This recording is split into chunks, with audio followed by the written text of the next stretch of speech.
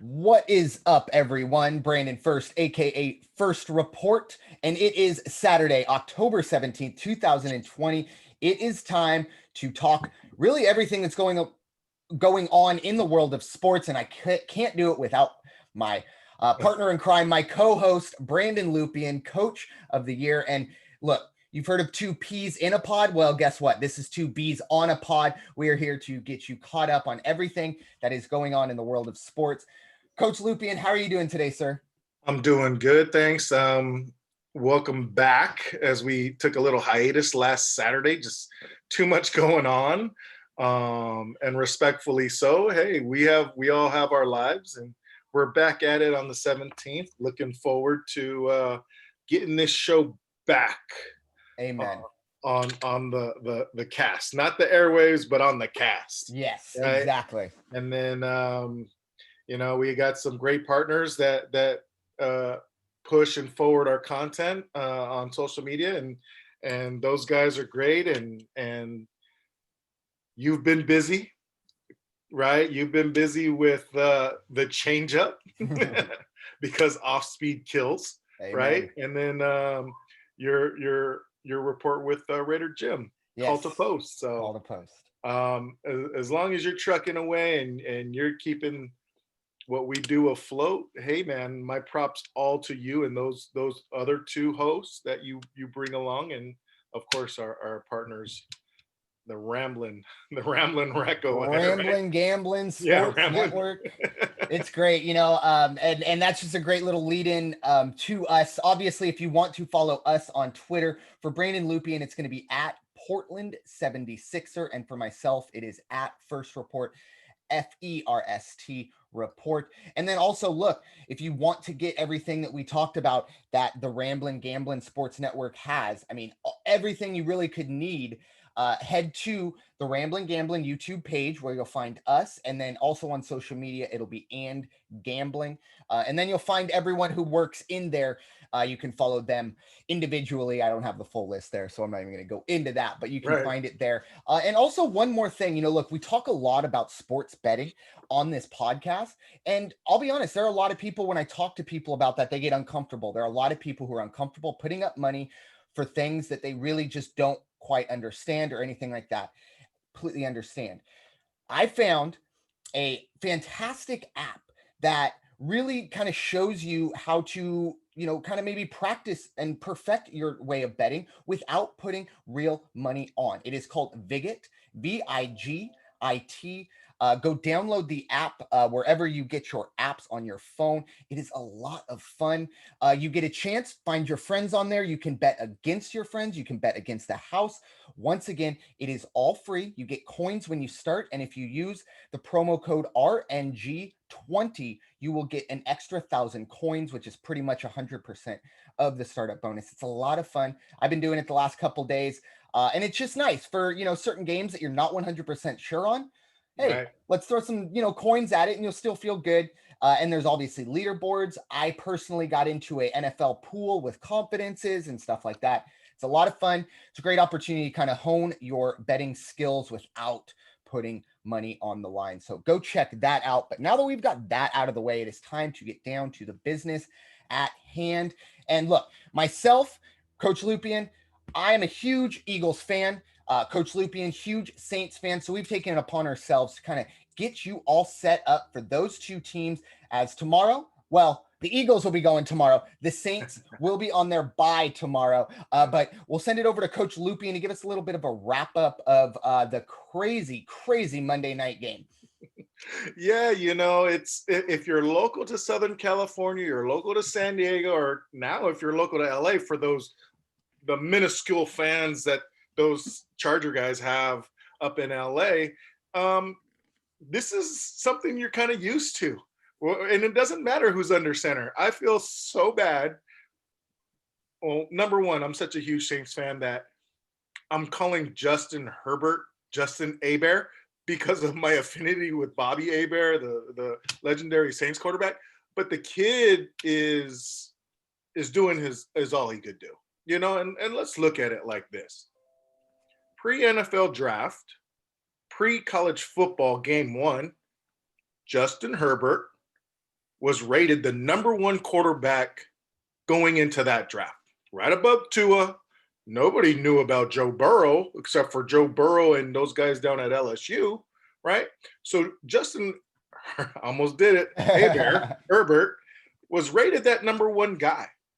And then throughout the college season, and you could blame him, you could blame the Pac-12 schedule, you could blame definitely the emergence of Joe Burrow and what Alabama does, right? They're going to get the name. The SEC is going to get the pub. Well, Justin Herbert's name, he stayed steady and cool, but they didn't have some wins that they needed to win. They didn't get to the college playoff in depth of it like they needed to increase his stock. The Chargers pretty much got, and he's showing, probably the #1 quarterback out of that draft. No disrespect to Joe Burrow and what he's doing with Cincinnati, but what I've seen from Herbert is a lot of what the analysis and what they're saying of him coming out of Oregon. Cool under pressure, could escape out of the pocket, is really accurate, and can throw that ball, that risky ball or that 50-50 ball with precision and confidence. So going into the Chargers at what? They drafted 5 or 6, got a really good player in the last couple of weeks. He's shown, unfortunately, the Chargers do what the Chargers do under the spotlight of Monday Night Football against Drew Brees and the New Orleans Saints. The Chargers were up 17 and nothing was going right for the Saints. Whether it was the defensive pressure the Chargers were putting on them, whether it was the wideouts getting beat on 50-50 balls or getting beat on what Coach Allen was saying, you're losing sight of the play ahead, right? And that's all you could hear those guys talk about is losing sight of their eyes. And sure enough, Patrick Robinson gets beat on a touchdown. Marshawn Lattimore gets beat on a 50-50 ball, but does redeem himself on 4th and whatever it was to end the game. Yeah, the Saints are not in full force right now. There was some inner locker room turmoil with suspended wideout Michael Thomas. He'll be back after this bye week, thank goodness, after coming off that ankle injury. But again, I think the media is hyping it up more than what it is. It's not the first time there was a practice scuffle between him and a teammate. And, Sean Payton's an old school guy. He's under that Parcells tree, just like Anthony Lynn. And he's not going to put up with anything detrimental to the team, that team misconduct. So, yeah, there was a suspension, there was a fine. And you know what? Like all I've read about that locker room chat with Michael Thomas and the leaders of the Saints, and there's a number of leaders, new faces and old, about being professional, about being a great teammate, blah, blah, blah, blah, blah. Those talks went well, and he's very understanding. He's very compassionate, and he's very warm and wants to be a Saint.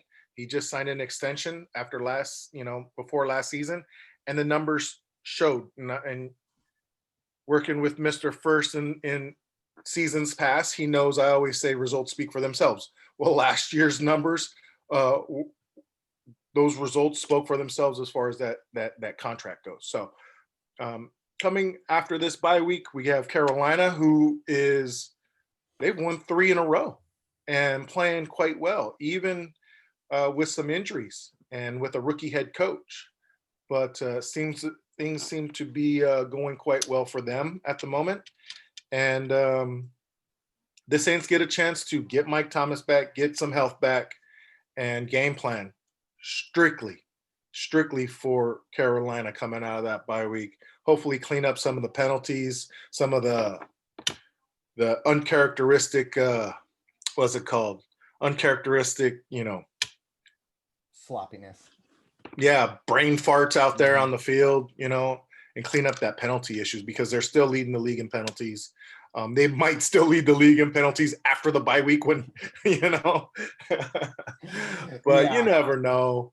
And I'm excited. I'm excited for week 7. So Yeah, There's that Saints, and nothing to lead into anymore with that, other than coming off a suspension, getting healthy, and cleaning up a lot of those bad habits. Put them like yeah. that. Going back to Herbert, I now being on the West Coast, and I'm, Yeah, I'm a big USC fan, and so I probably watch more Pac-12 than the average bear, the average human, whatever you want to call it. right. I thought Justin Herbert was the best quarterback right now in the draft. Now, in 5 years, could I see Tua and Joe Burrow have surpassed him if their progression has gone correctly? Yes, I could see that Yeah, happening. But I think when they drafted Justin Herbert, they knew, look, we have a already above average quarterback. Is he yeah, going to uh does he have the potential that Tua and Joe Burrow have? No. But what we're seeing right now is Justin Herbert stepping in right now and already being a top 20, top 15 quarterback. Can't say that for Joe Burrow. Now, not really his fault. That offensive line looks like the Red Sea, and Moses is just threw his staff down. They part like it's nobody's business. It's almost getting to the point where, at what point do you maybe sit Joe Burrow down and go, hey, we need an offseason to get some guys here? right. Because you look at Derek Carr. Was it Derek Carr? David Carr. Sorry, I get Either these one mixed of the up. cars, Well, the Houston Texans, the first one, you David. go back and you watch his rookie season, and I mean Burrow's on pace to actually blow that record out of the water. But I really do believe that affected Carr for the rest of his career. Now, Joe Burrow has more talent than Carr, but we're still in a situation where maybe going on through his entire career, this rookie year sticks with him to the point where he has happy feet for the rest of his career because he expects that, oh, there's 2 seconds, somebody's coming on my blind side. Right. And that could obviously affect a quarterback, maybe even, kind of a Jameis Winston type thing where he's throwing interceptions because he thinks that phantom pressure is getting to him.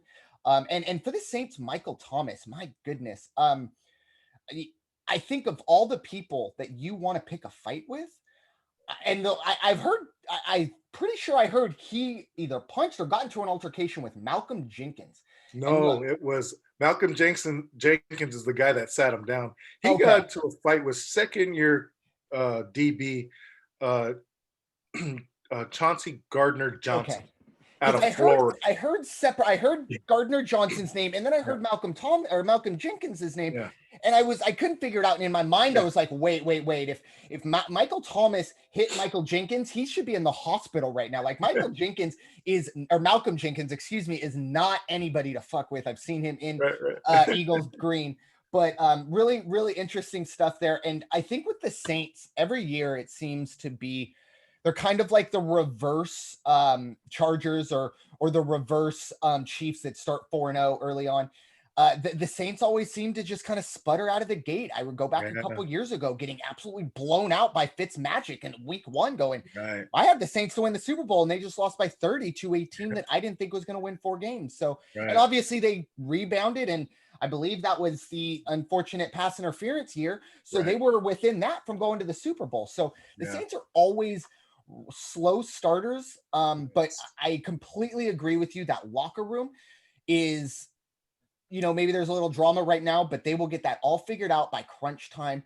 Every pretty much leader in that locker room is on the same page now. Michael Thomas, things happen.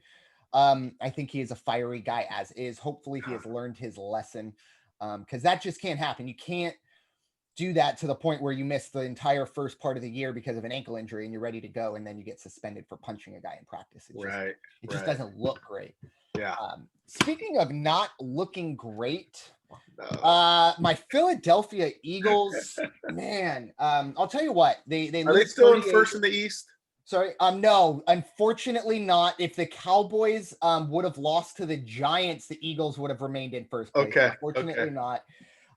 Obviously, look, I do believe the East, if it could get easier, it Yeah, did. I don't ever want to see anybody get injured. I don't like the right, Cowboys. I'm not a huge Dak Prescott fan, but my goodness, that was very gruesome. I really don't have anything against the guy outside of the fact of the jersey he wears. right. So I do wish him the best. I hope. I really don't think it's going to be with the Cowboys. I don't. I don't know how he's a free agent at the end of the year. Maybe they sign him to a It's gonna one be an or 2 year Eagle. deal. I mean, It could be. I could see a possible Teddy Bridgewater situation happening where he's down for a year or two and gets a chance maybe in with the Saints. yeah, exactly, and something like that. And if he can find himself backing up or in a good offensive situation, I think it would be really good for him. But Yeah. anyways, back to the Eagles. Obviously lost to the Steelers this past Sunday. And despite losing by 9 points, they were in it for a good portion of the game. They fought their way back to get close at halftime, then ended up getting within 2 points. And then the defense, my goodness, we all work with people or worked with people where you just kind of shake your head and ask how this person still has a job or maybe even got the job to begin with. I don't understand how Jim Schwartz has a job.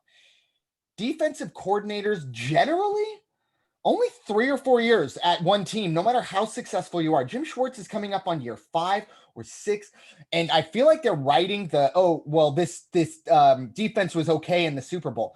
Really, it wasn't. I mean, the biggest play of the Super Bowl, yes, was Brandon Graham stripping Tom Brady, but there was also the most offensive Super Bowl in history. So you can't really sit there and say, oh, defense this, defense that. Yeah. The adjustments are not being made. The defense is not amazing. I'm not going to sit here and say, oh my gosh, how can you give up that many points to a good Steelers offense? It's very, very vanilla defenses and no adjustments at all. And really, it doesn't seem like he's being held accountable. Of all the cities in sports, United States, you would think Philadelphia, I can't imagine talk radio and everything going on there. People have to be calling for his head. I will say one bright spot. Travis Fulgam, my goodness, this guy, he burst onto the scene against the Niners where he made that great catch to win the game. And last week, over 100 yards, really the only reliable wide receiver the Eagles have, which is kind of crazy considering this guy was on a practice squad 3 weeks ago. It is a bright spot. I already picked him up on my fantasy team, so that's a positive as well. We'll see. It is not any easier as the Eagles. They're currently, last time I looked, they were 8-point dogs against the Ravens. And look, I would take the Ravens all day. I think the Ravens are going to do a lot of damage against the Eagles. And the Eagles are probably going to have to score 38 points to win this game. That's not going to happen. I really don't think so. I think the Ravens defense is a little bit better, or not as good as the Steelers, but it's right there on that level. I like the Ravens to cover the 8. The Eagles really, really do need to hit the reset button. And I'm not sure. It's unfortunate because I would love to say, hey, let's just kind of tank for a top draft pick, but we're only a half game out. We're really kind of the favorites in that division with the Dak Prescott injury. So I really do think we could see a 6-9-1 Eagles team host a 10-6, 11-5 NFC West team that really this might change the way playoff seedings work if the Eagles or any NFC East team gets in under 500. Right. So I have a couple of questions. Okay. You already go Baltimore -8. Over or under 47.5. I would go under myself for 2 reasons. A, I'm not huge on the Eagles offense. And B, I was a little underwhelmed by Baltimore's offense last week. I thought, look, 27-3, you can't, oh my gosh, how terrible. No, you can't really jump on their back for that. But I did expect more than 27 points. The Eagles defense is a little bit better. Unfortunately, it seems like every third play, Fletcher Cox is getting treatment. So that's unfortunate. But they have to find a way. Jim Schwartz had to have spent all week figuring out a way to contain Lamar Jackson. But I would take the under 47.5. I honestly see this game being a 31-10. Maybe the Eagles can get 14. I really struggle. I think when you only have one top wide receiver and it's Travis Fulgham, it's really easy to game plan against. They really need to get Miles Sanders going. I would take the under on that one myself. Another question for you. Yes. Talking about the Eagles defense and Schwartz, is there much of a depletion or a loss with the loss of Malcolm Jenkins? Is there? Okay. I honestly maybe not. Okay, talent wise, maybe not nearly as much. Look, Okay. Malcolm Jenkins, 5 years ago was a top notch safety. He's a good safety now. Yeah. But I think it's the accountability. I really do. I think it's the things that Jim Schwartz should be doing right now in terms of getting after people. That's what Malcolm Jenkins would do. That's He what. would be the guy who would call those player only meetings Yeah. and really and tell the coaches, go kick rocks. I don't need your input. This Right. is my show right now. And I really think, they say coach on the field, not so much to get people lined up correctly, but I think just to really, there was always a guy, when I played baseball, there was always out there one or two guys that if you screwed up, they were Yep. going to get after you. And maybe, I wasn't inviting them to my birthday party, but at the same time, they made me a better player because, Right. okay, maybe it's not great because you're being pressured, but at the same time, if other people are looking at you and holding you accountable, I think that's a big part of it. It's interesting to me to see how they let him go and really think that they could put Jalen Mills, who's never played that position. I don't know, I felt like it was a very arrogant decision that, we can just take a defensive back and throw him back there and he's a Malcolm Jenkins. It's not the case, but unfortunately for the Eagles, that's like problem number 13. That's the thing that's really unfortunate is that's not even one of the big main reasons why we're struggling, but it is a reason for sure. And when is your guys' bye week? Yeah, I was just looking that over. It will be November 29th. Oh wow, you have quite a Yeah, while. so I think we're week 6, 7, 8. Looks like week 9. So which I believe is the perfect time to have a bye. You'll have your 8 games first, take your bye, and then 8 games after. Right. But yeah, so they'll play the Browns in Cleveland, have their bye week, and then not any love coming out of that bye week because they got at Lambeau, Yeah. host your Saints, at Arizona, and then at Dallas. So that bye week is going to be very, very important. So obviously they have 2 more weeks after tomorrow, and then they'll have their bye. Eagles they're going to be a team that somehow, some way are going to be in it until the last week. Right. No matter what their record says. And I wouldn't bet against them. Like I said, Andy Dalton's a good quarterback. Cowboys probably have more talent, but somehow, some way, the Eagles always find a way to, week 17, they're always somehow winning that division. And, Right. Here we go. But Wild moving card. on to Major League Baseball. And Yeah.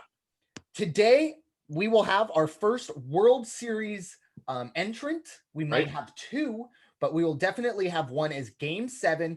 Only the second time in Major League Baseball history that a team has gone up 3-0, and we are going to have a Game 7. Obviously, the first time was 2004 when the Red Sox, really one of the most crazy stories in all of sports, come back from 3-0 against the Yankees and exercise Right. all those demons. The Houston Astros, right down the road from me, and Coach Luipian, Yeah. they will be taking on the Tampa Bay Rays in a Game 7 winner take all. Every single bit of momentum is on Houston's side. I do prefer Tampa Bay's pitching in this game. Charlie Morton is a better pitcher than Lance McCullers. I think the bullpen of the Rays is better, but that's been the same for the last 3 games, folks, and it hasn't been enough for this team, for the Rays to win. Right. The Rays are, I believe, too reliant on the home run. Really, the only one big blow in this series was the Manny Margot 3-run home run. And really, if Jose Altuve, muscles up and throws the ball from second base to first base like a man, we're not talking about that because that inning's over. So for the Rays, they need to look at their bats. Maybe, couple sacrifices to Jobu. Everyone hit straight ball, but no curveball. So we'll see how that goes. I'm really, really, really heavily pulling for the Rays. We'll see how it goes. But I always do this. I am actually going to bet on the Astros. They are the underdogs in this one. So if the Astros do win and make it into the World Series, at least I have a little bit of money in my pocket. Right. And then if they lose, hey, then the cheaters are out. It's all good. $10. That's okay. It's all good. On and I'm totally going for the Rays myself. I almost Chris Gomez made me a Rays fan. When Chris Gomez went from the Padres to the Rays, I became a Rays fan because my nana loved Chris Gomez. He's Mexicano, mijo. Playing for the Padres. Oh, well, he's over in Tampa Bay now. Oh, we're Tampa Bay. I'm all right. We're Tampa Bay. Bright yellow devil ray, across the chest. Awesome. So I'm going for the Rays in that aspect. Two, they're really learning those last 3 games what it's like to close out and play like a champion. And trash cans aside, buzzers aside, the championship pedigree that's been ingrained in the Astros mind and play, it's all coming to fruition right now. They played mediocre regular season, squeaked in, and the championship pedigree has spoken throughout their play in the playoffs. And the Rays are getting a taste of that right now. I think you're on point as far as the pitching matchups go, but again, it's been that way all series long, and it's going to take that one play, positive or negative, that's going to be the outcome. It could be an error. It could be an outstanding pitching performance by one team or another, or it could be that one, like one of the Dodgers, their duck snorts, shots. Yeah. So, and not the long ball, not the long ball. And very, very interesting as well. I think one of the main storylines, it's kind of been maybe not, for, kind of casual sports fans, but the start times for these games, the Rays and Astros have been starting at 2:00. You tune in the first hour and a half, the shadows are crazy. And everyone, shadows this, shadows that. No, shadows are very, very tough to deal with when you are in the shade and you are looking at a guy who is in, full sunshine. He's throwing 95 and halfway through that ball is going to, they're literally going to turn the lights on it. It disappears. On it. It's scary. It's difficult. It's uncomfortable. And and the way Petco is built, they have the suites that go up. There might be times where that ball goes in and out of the shade 2 or 3 times because of the small little, it's very difficult. Tonight, it won't be a problem. The game will start at 5:40. Awesome. All shadows will be, I think it'll probably only be the right fielder will have to deal with it. And if that, I don't think so. But shadows will not be a factor there for today. The other NLCS game going on, of course, is the Braves looking to shut down and close out those pesky Dodgers. Braves obviously went up 2-0 in this series. 3-0 in this series. 3-1. And then the Dodgers just, came back, they went 2-0. Dodgers came back, blew them out. And then the Braves came back. Beautiful answer. I think they won 10-3, 10-2 last night, however.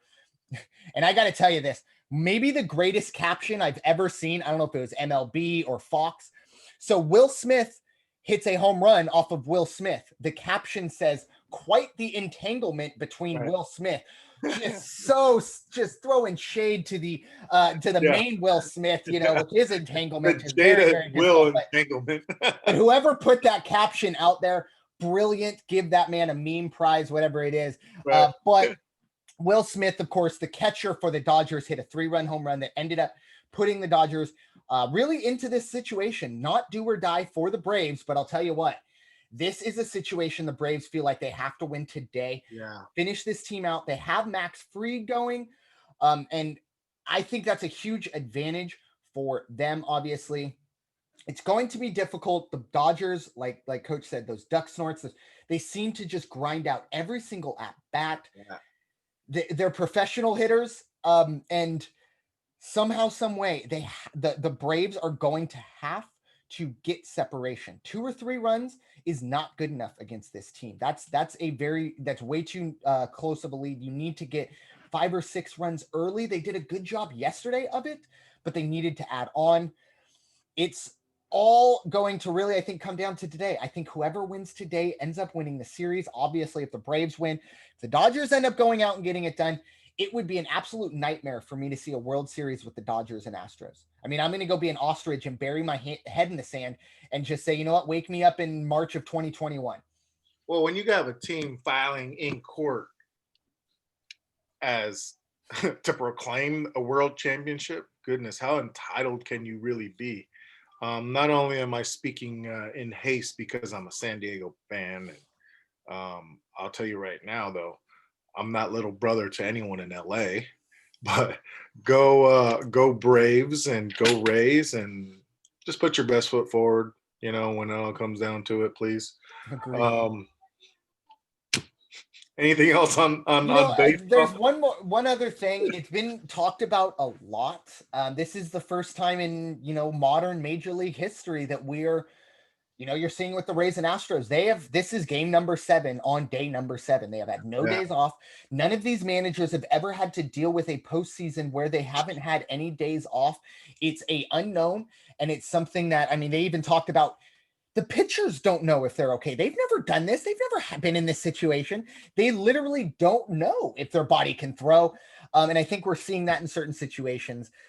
Very, very interesting. But I will say, if the Astros do get the job done today, huge congratulations to really one of the best baseball guys out there. He had absolutely nothing to do with the Astros. Dusty Baker. He is a Dusty Baker. fantastic manager. Right. He's a great guy, a wonderful baseball person. He has absolutely nothing to do with the Astros scandal. So if the Astros do go on and end up winning it, that is the at least one bright spot I will have at it. Moving on. Well, one last final thought. Yeah. This is a great example of NCAA College World Series. Mm-hmm. Guys are just going. Exactly. Just to end off, congrats to San Diego Padres Drake Cronenworth for winning the NL Rookie of the Year. And if the votes aren't up by now, go out there and vote Manny Machado for the Hank Aaron Award. Why not? The guy's turned his career around here, had a great season, really looked at in a negative light, and unrightfully so. So, whomever, go to the MLB page, take a look at the candidates, make a vote. My vote, I already voted for Manny, and I voted for Mike Trout. Go out there and make your vote. Oh, and November 3rd, vote. Oh, well, yeah, yes.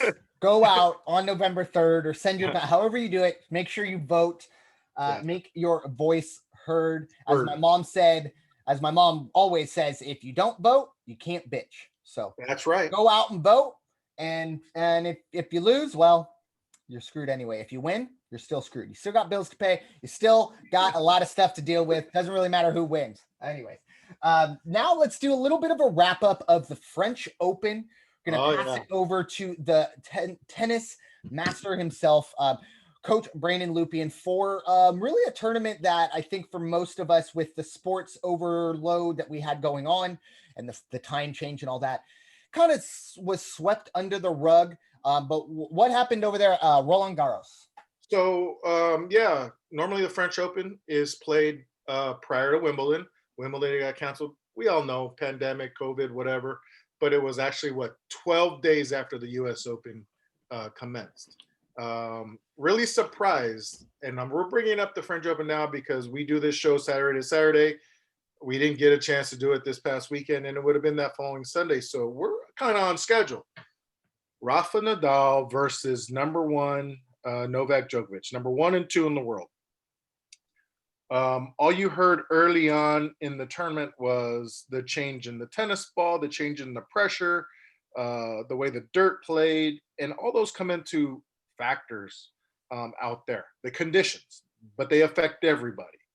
As far as that championship goes, I guess the weather was bad, and they played the championships under the new roof. They closed the doors, so the conditions weren't the weather conditions weren't a factor.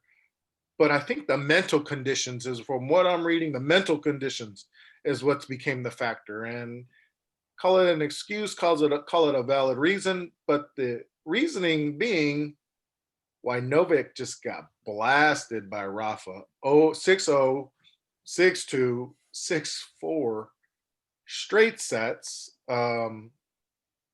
it's kind of like you're at a loss for words knowing the competitor Novak is, but hearing their excuses afterwards that the coaches put so much undue pressure on him, already stating he's going to win, already stating he's chasing Rogers, Roger Federer's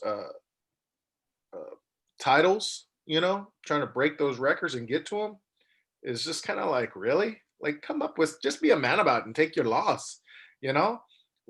Rafa had the same pressures. This is actually Rafa's 20th Grand Slam championship, 13 at Roland Garros, So, I mean, talk about pressure. Talk about matching Roger. They're the only two that have 20 Grand Slams under their belt. And that was what? That was, she's like, who else? Who else has that? But let's not talk about the undue influences of the coaches. If that's the case, then fire the coach. And that hasn't happened. Right?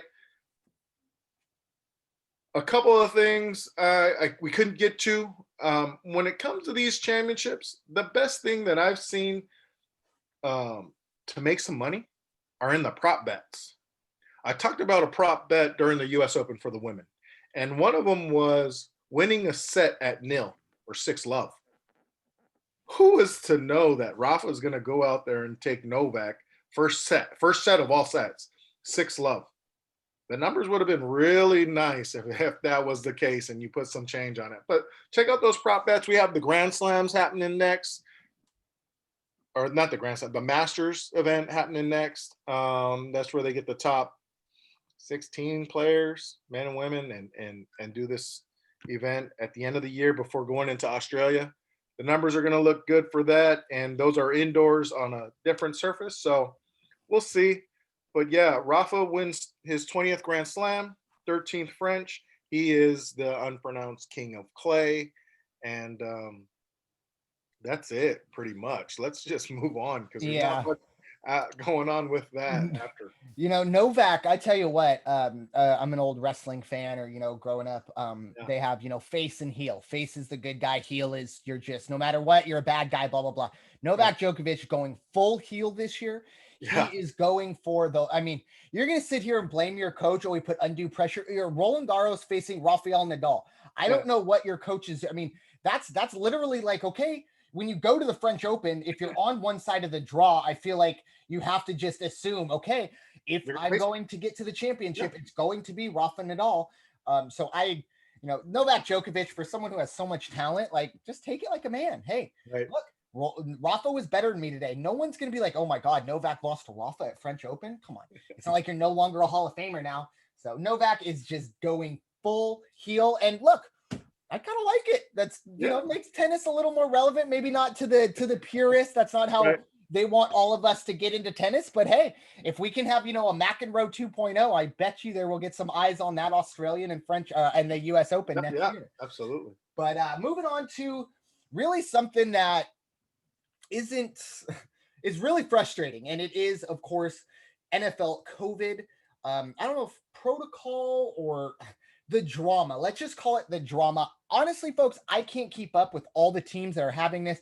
I have the Eagles have a player who is on the COVID injury list, but they're still practicing. I don't quite understand. Now, obviously, we had the thing with the Patriots. Cam Newton gets it. Then we see pictures of Cam Newton hugging Patrick Mahomes, and then all these other things start to go on. We had our first ever Tuesday night football game, or at least one of the first ones I remember. And then obviously this Thursday night game got moved all the way to Monday. To be honest, folks, I don't really know. I think we're in week 6. I don't really know. Some teams are still maybe in week 4. It reminds me a lot of the early parts of baseball season when I would look at the standings and everybody who had played 15 games except for the Cardinals. So they were 2 and 3 in second place in their division. Everybody else has 15 games. They've only played 5. It was just very odd. The biggest thing that I've heard people talk about is, they need to do a bubble. Look, it's a lot different from a hockey team and a basketball team. 2 or 3 hockey basketball teams equal 1 football team. We're talking about 52 active players. Not including the practice squad, not including the 35 coaches, not including the water boys and all that. We're talking about close to 100 people per team how can you do that? For me, it would really, the only way you could think about doing it is almost like keeping divisions together, almost like a World Cup style. Everybody plays the other team twice. Then we get into a kind of quasi, knockout round. Yeah, something weird like that. And don't get me wrong, I don't know. It's not exactly what, we're looking for, but I'm also looking at a lot of things where as a bettor, I stayed away from the Tuesday game because I've never seen a team have to go 2 weeks through COVID protocols. I've never seen that. Never seen a Tuesday night football game. And sure enough, it went. Now I did play it. I took Tennessee plus 3.5 because I did think it was going to be a field goal game no matter what. Right. Obviously, I won it anyway. But it was just very odd, obviously, with everything going on. Even with the Patriots, you think the Patriots, if all the teams, they're going to be the ones that stay away from it because they're very well coached. Well, guess what? Not the case. And I really do believe, I think one of the worst stigmas of this disease or this virus is that if you get COVID, you're walking around licking doorknobs. That's not the case. Things happen, folks. You go to the store, pick up, and you even wash your hands. Well, guess what? Before you got there, you touched your steering wheel. Mm-hmm. And then you wash your hands and then you touch steering wheel again. Boom, there it is. Little things. This is a virus that's very easily transmissible. I really do get frustrated when people, Cam Newton got corona. He must, he's not a very smart person. Like, come on. You probably got corona, never got tested for it because you don't get tested 3 days like these guys do. So for me, it's a little frustrating, and that's kind of a little soapbox thing, but I'm not a big Cam Newton fan, but I really don't think he should be getting ostracized because he got corona. I'm sorry. Yeah. And I'm going to keep politics at this. Even the president, he's not someone that I like necessarily, but you know what? You just don't want anyone to, be under that kind of, watch or health scare or whatnot. Matter of fact, for my own peace of mind, I took my test on, what's today, Saturday, Tuesday, just for a peace of mind. But ever since that Tuesday until I got my negative result yesterday, I was like, you can still get it in between times, so I was still careful. I was still going through my own self protocol and whatnot, wearing my mask, using my hand sanitizer, washing my hands, distancing myself. So, again, just be careful out there. And who knows? I'm the NFL, they haven't lost the game yet. Mm-hmm. They've played them all. And that's kind of what they're doing. Right, close. But they've also increased that practice squad. They've also, done some pretty good things to make things as need be, I guess you could say, as possible, so that there aren't any games lost. I do think one of the main positives of this, now we talked about baseball, the major networks, Fox and TBS, that are covering the games, pretty much told Major League Baseball, you can be on our air until October 31st. November 1st, everything is switching, I mean, if it's not already, but to the election. Those networks do not want to do anything other than cover the election after October 31st. Now, football, not the case. Football, if they really needed to, they could take a couple weeks off. Are you really going to not watch the Super Bowl because it's in the middle of March? No. It doesn't matter where the Super Bowl is, when it could be at midnight, and we're all going to have I don't know if that, but we're all going to be at least watching the game. Right. So NFL has that kind of leeway, and I really do think we might get to a point here in the next couple of weeks where they go, okay, hold on, bring everything back. Everyone take 2 weeks off. We're going to hit the reset button, and then we'll start up again. And maybe a part of it is you shut things down for fans again. Fans are no longer allowed in the stadium. I don't know if that's part of it, but look, I mean, I don't think it's that big of an issue. I know, obviously, money-wise for the owners, they're yelling at me like, oh, it's a real big issue for me. But in terms of affecting the game, I don't really think we're seeing that too much. Certain places maybe, but I really don't. And I also do think, I mean, not to, be all, political, but I do think the California teams at some point are going to have a disadvantage because at this point, it seems like all other states are moving away from it, and they're open. We're here and we're getting more. Like I got a thing about a Halloween party. I have to count how many households are at the Halloween party I want to go to. So it's just odd. But anyways, You do wonder if at some point does that turn into a I guess positive, but when you only have, 15% capacity, I really don't think we're seeing too much noise being a factor. Yeah. But So I mean, also that's not making an impact in any owner's wallet no. either. They might as well just not let any fans. As I think it was actually an MLS player who had said this, but kind of more towards everything he says, if you can't afford to pay for, something like this to happen, you shouldn't own a team. Right. If 80% of it's kind of like the Mark Davis thing, 80 to 90% of his wealth is tied up into that team. Right. Um, that's not an ideal way to go about it. So now it's kind of dropped into his lap. He got lucky that Yeah. the value of his team is blowing up now with Vegas. But anyways, finally, to finish this one up, something that neither of us really followed too closely, but hey, look, we are a sports podcast.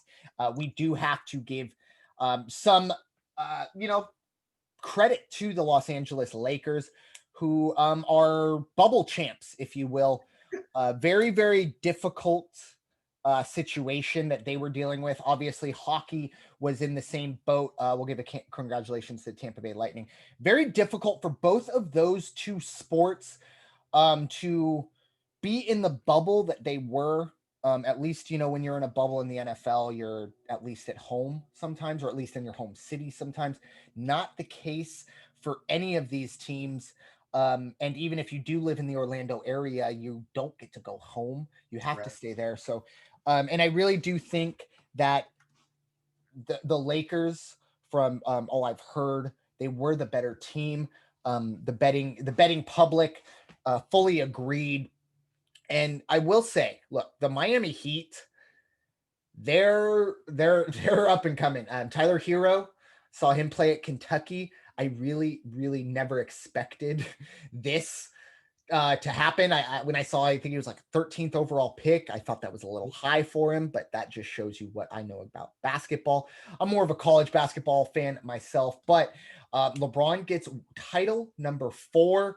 LeBron and Anthony Davis, that is a nasty, nasty combination. I know Kobe and Shaq were amazing.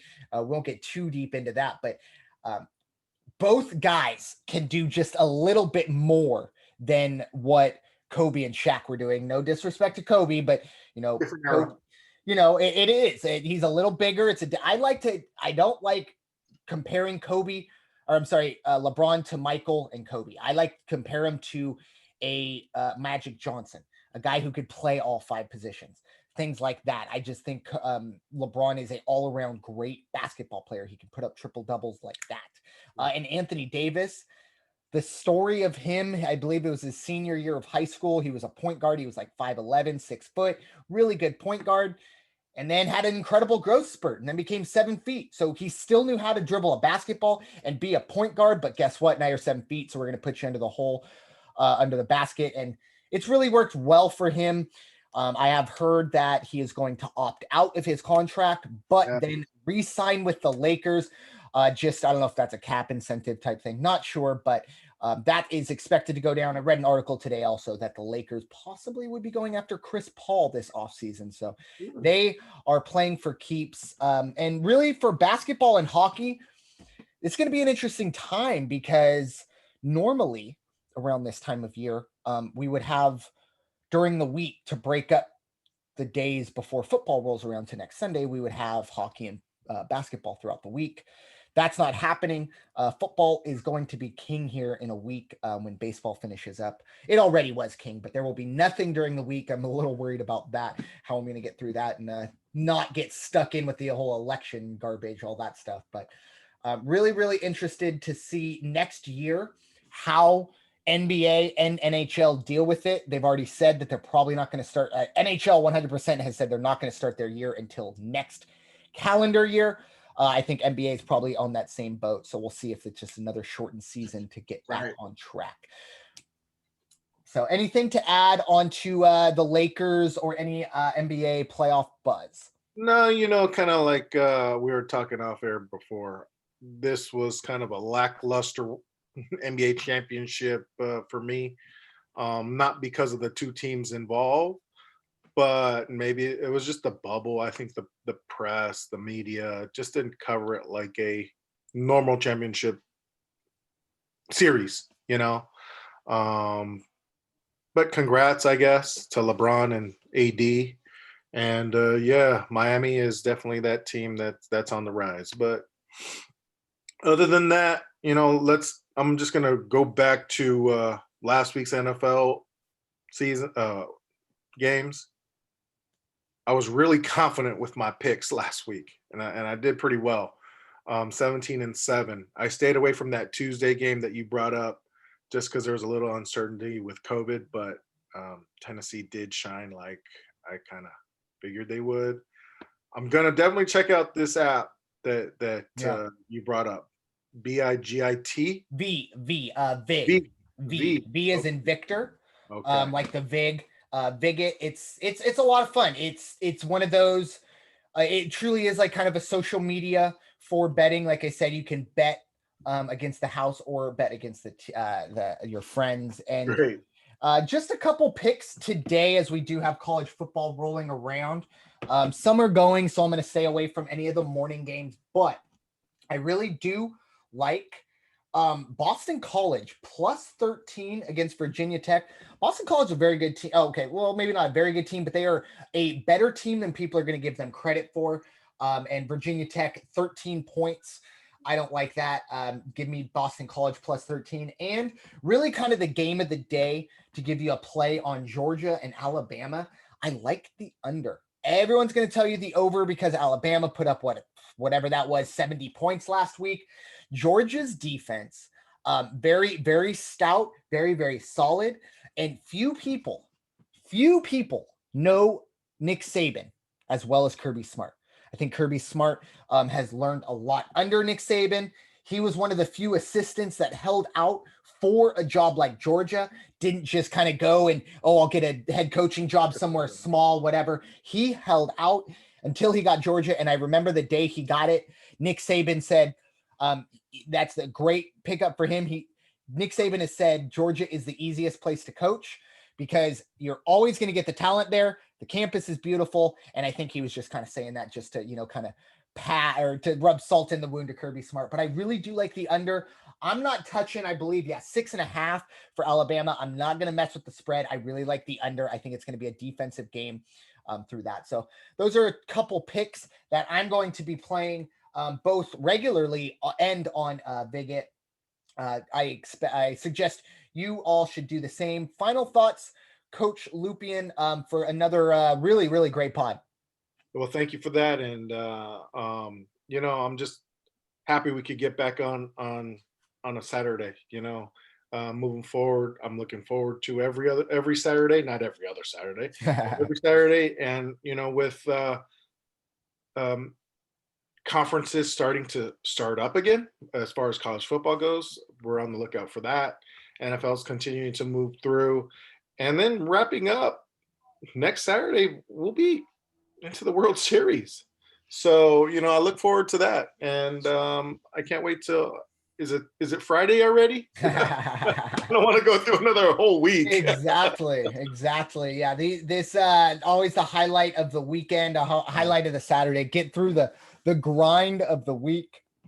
And this is our reward. And I just echo everything Brandon talked about in terms of, the World Series being next week. It's a little different. Watching the games, you don't get the full excitement. Fox putting in the crowd noise. I'm sorry, I'm not a fan of crowd noise. I don't know if it's, I think it's the volume. I think they need to figure out a way, because there are a lot of times where like it's a 1-0 pitch and the crowd is going crazy and I can't hear John Smoltz. Like, okay, I don't need these fake fans to be. I really want to hear what John Smoltz is trying to tell me right now. Yeah. And turning my volume up doesn't help anything, believe me. So, and hey, look, it's everyone's kind of trying to deal with it. I'm not, jumping down anybody's back, but I did hear yesterday there were like 4 different people up in the press box dealing with it, and I'm over here like, it seems like a waste of money. But anyways, not my money, so I can't say anything. But Thank you all so much for listening to 2Bs on a pod. For Coach Luipian, I am Brandon First, aka First Report. Go follow us on Twitter and the Rambling Gambling Sports Network as well. Go get that Bigot app. Have some fun. Hopefully you all have a great day and a great week. We'll talk to you next week. Now everybody go wash your hands and stop hating. Take care, everybody. Go be a hitter. Have a good one.